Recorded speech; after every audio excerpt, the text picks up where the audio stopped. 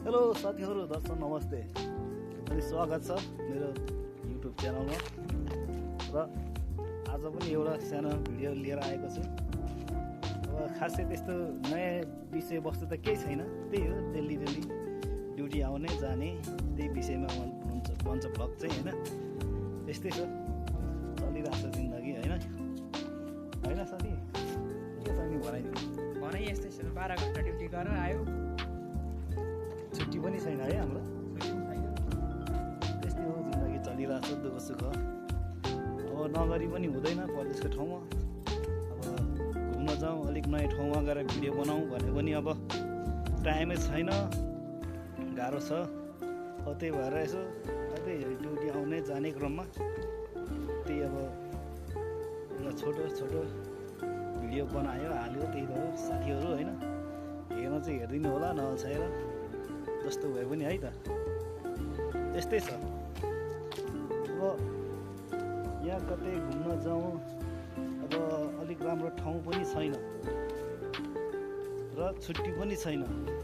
त्यही भएर अब त्यही ड्युटी सकेर आउने जाने क्रममा यसो 1-2 मिनटको एउटा छोटो भिडियो बन्छ। त्यस्तै हो साथीहरू।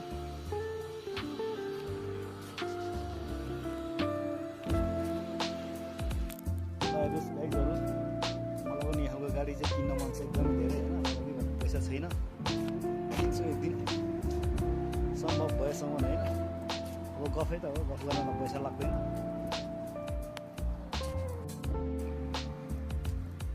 है साथीहरू, नाइट भ्यू त्यस्तो छ।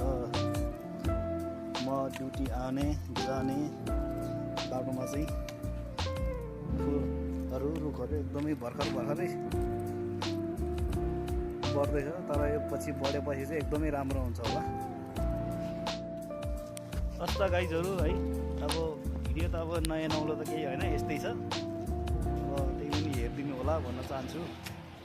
हेरेर यो युट्युब च्यानललाई सब्सक्राइब पनि गरिदिनु होला। अब खासै त्यस्तो नयाँ नौलो कन्टेन्ट त केही छैन। अब मैले अघि पनि भनिसकेको छु तपाईँहरूलाई, अब टाइमै मिल्दैन बाहिर गएर भिडियो बनाउने, र ठाउँ पनि यहाँ खासै त्यस्तो नयाँ नौलो ठाउँ छैन।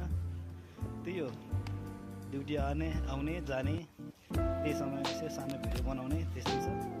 र भिडियोलाई हेरिदिनु होला र लाइक कमेन्ट सेयर पनि गरिदिनु होला। हस्त धन्यवाद। यहाँको दिन शुभ रहोस्। By by.